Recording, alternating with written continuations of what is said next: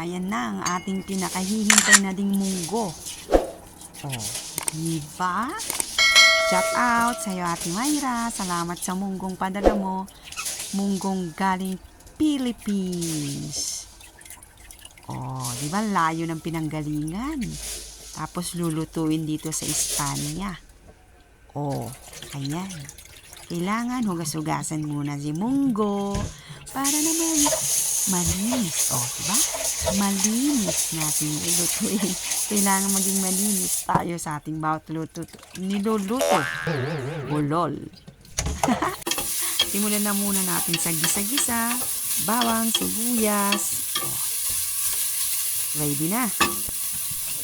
Ayan, gusto rin sumama yung kamatis. Sama na natin yung kamatis sa pagluluto.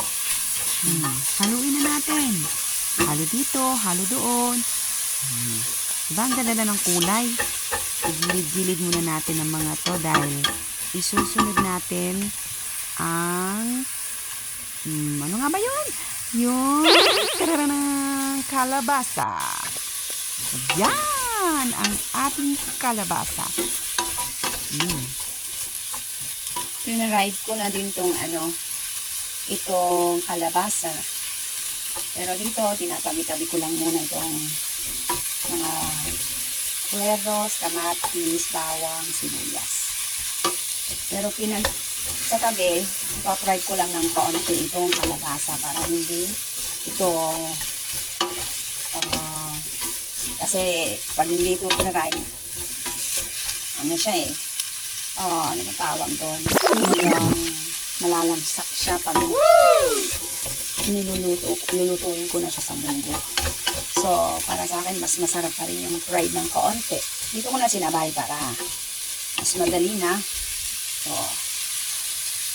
habang naluluto yung bawang sibuyas, bilyan, at saka ito, diba? Tipid sa gasol.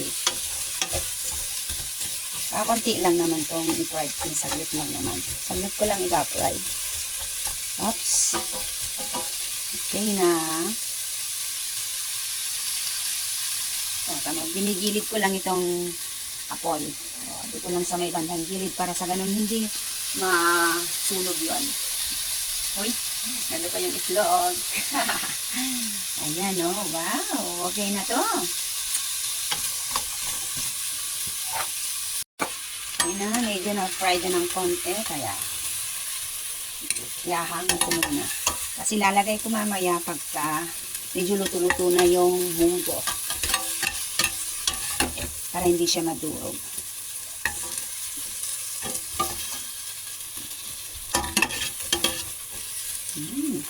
Amoy pa lang, ulam na.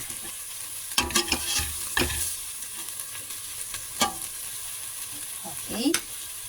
Tapos itong mga buto-buto, i-fry ko lang din ng konti. Kumbaga pampalasa. Yung karning maninipis kasi ang ilalagay ko dito Kaya uli-huli ko na.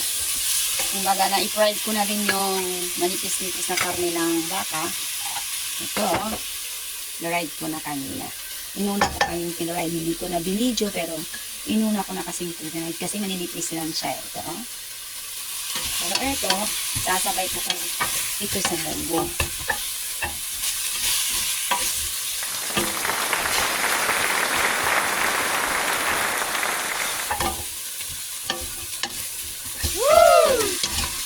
Wow! Okay. Ito lang ang alam kong iahalo ko. Ingredients na simplihan lang natin. Ganun lang yun. Ganun lang yun. Kasimple.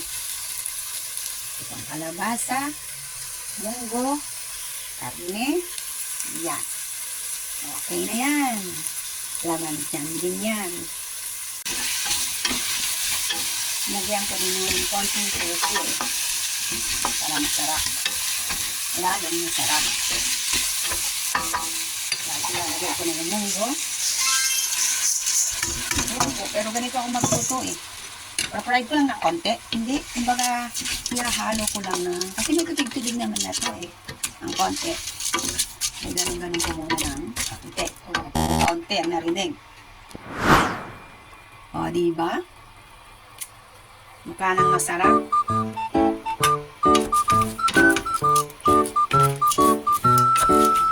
O, habang niluluto itong munggo, o, kasabay na itong mga buto-buto, lalong ma-absorb yung kanyang lasa. Wow. Parang expert na talaga si Inday, ah. Yan na po ang ating munggo na pinapangarap natin kainin. Ako pala. Kasi may sariwa ako noong ampalaya. Alam niyo naman si kaampalaya. Wala lang ginawa kundi magtanim ng ampalaya, kumain ng ampalaya. Ay. Ay, ang sarap nito, oh. Yung may taba-taba dito sa baba, oh. Ayan. Ayan, oh. Lambot, oh. May isa pa, ito pa, oh. Lambot, oh. Ang lambot. Ito, buto lang talaga. Ito lang yung karne niya. Ito yung hamon. Hamon. Mga pinagtabasang hamon. May konti din naman karne ito. Pampalasa. Kaya, ating munggo ngayon ay bukod sa kompleto na ako. Kompleto. May pampalasa. Pampalasa, o, diba? Talaga may pampalasa. Natural na lasa, o, diba? Hindi ko na kailangan ng mga iba-ibang mga ingredients pa.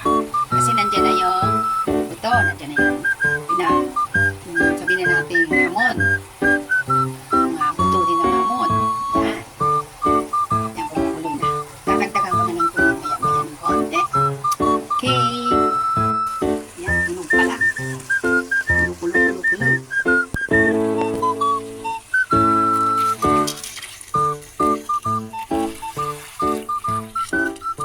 Parang maparami yata ng sabaw, ah. Pero bueno, yun naman ay ma-absorb pa niya kasi tagal pa ito bago maluto. Buong-buo pa kasi. Kaya, no? Buong-buo pang munggo. Siguro isang oras pa ito mahigit. Kaya abangan na lang natin ang ating munggo maya-maya. One of my favorite.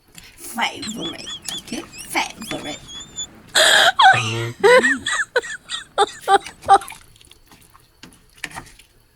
Ayan, oh. Kulo na. Okay, hintayin na lang natin ito ng mga isang oras habang pinalalambot ang buto. Yan. Nag-iba na yung tsura ng ating munggo. Baka hindi pa kayo nakakakita ng tsura ng munggo. Pagkain ito ng mga rich. Hindi, ito yung ewan ko kung kumakain ng mga rich nito. Oh, di ba? Ito na yung buto-buto. Oh. Medyo naluto-luto na yung buto-buto. Nag-iba na yung tsura din, eh. Oh.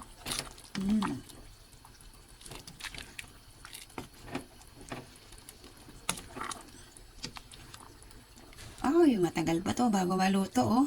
Buo pa yung munggo. Naman. Parang lalo akong nawinalaway dito sa munggo, ah.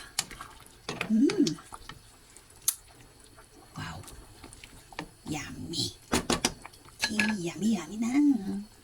Oops. Ratiwan muna uli natin dahil syempre, maghihintay pa tayo ng matagal. Ayan. May pagbabago na ang ating munggo. Ayan. Pwede na. Pwede natin ilagay na yung kalabasa. At saka yung konti ampalaya.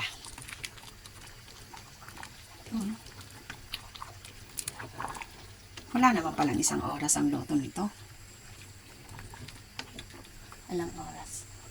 Wala 30 minutes. Okay naman pala na pag 30 minutes. Kasi binabad ko siya ng konting sa tubig, kaya medyo malambot, mas mabilis. Pero saglit lang yun. Pwede na. Okay na rin to.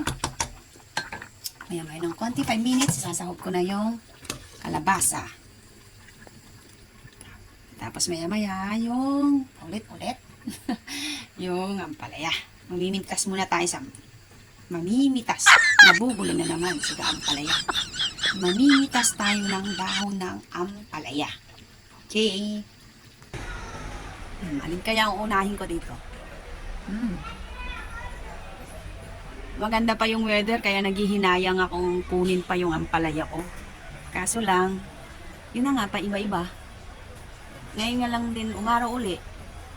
Tagal umaraw dahil mag-winter na nga. Halos 12 o'clock na. Pero ngayon lang nagmulat si araw. Kaya kukunin ko na rin tong kalahati. Matay na din to. Uy. Uy. Wala, hindi natin talaga ito nagkadahon. Uy, ang laki oh. Ang laki oh. Kunin ko muna yung mga magulang na. Kasi baka matuyo na naman. Okay na. Malapit nang maluto yung munggo doon. Baka naman masobrahan, kaya bilis-bilisan natin ang pagkuha ng ating ampalaya. Sayang din to. Kunin ko na kaya rin to. Ito, kunin ko na. Sasaw ko doon. Ayan pa oh, may maliit pa oh. Sayang. Eh, okay lang din. At least natikman natin tong ampalaya ko. Okay. Lanihan ko na kasi marami yung munggo ko eh.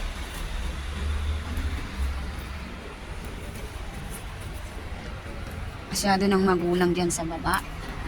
Dito. Eh, hindi ko na kaya ko. Hindi, ito palang mga maliliit po. Kunin ko na rin.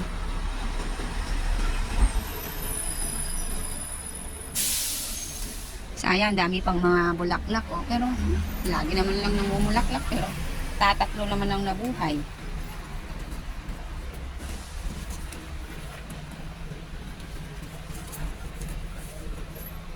Wow. Marami-rami na to. Oh. Ito, mga 3 euro na dito. Pag ako namalingkin dun sa Chino. Bumili sa Chino. Ayan pa pala oh, ang dami oh. Oh.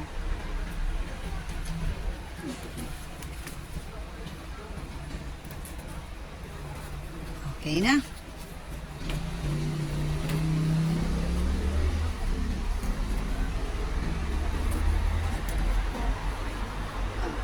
Pangalawang ulam ko na to.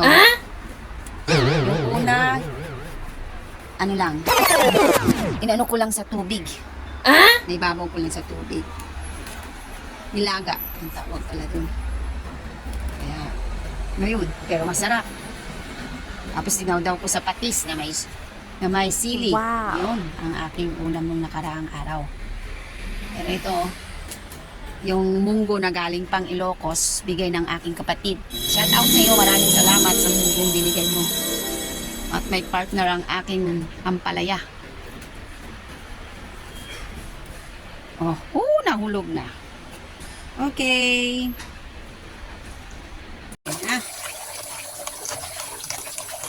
Malinis naman yan. Malinis naman yan kasi galing doon sa aking halamanan. Pero bueno,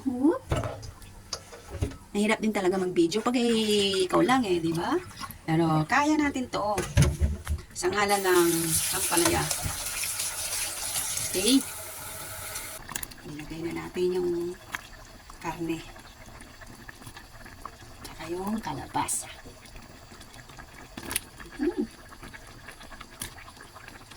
Oh, masarap na naman talaga.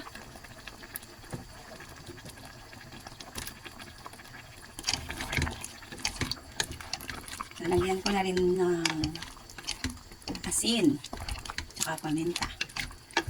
Kaya okay na to. Yan na yung karning maninipis. Ito oh, yan.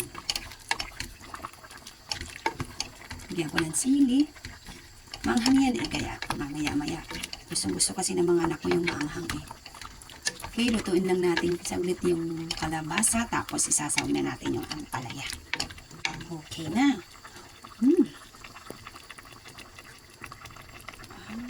Sarap ng ano niya, oh. Tunog niya. Talagang nakakagutom na.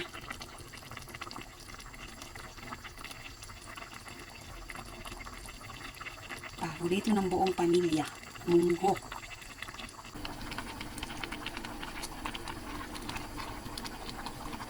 Yan ang ating ampalaya ngayon na Wow. pinakahihintay ko. Na isahog dito. Oh, may nilagay pa akong maliit kasi hindi na talaga ito lalaki eh. Hindi na ito lalaki. Kasi yun na, malamig na. Yan, yan.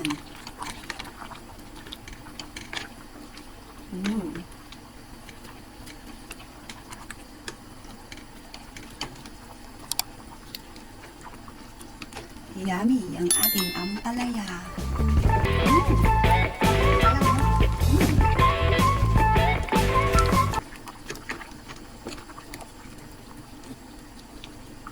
Okay. Lasahan na natin. Anong lasa na ang ating ampalaya.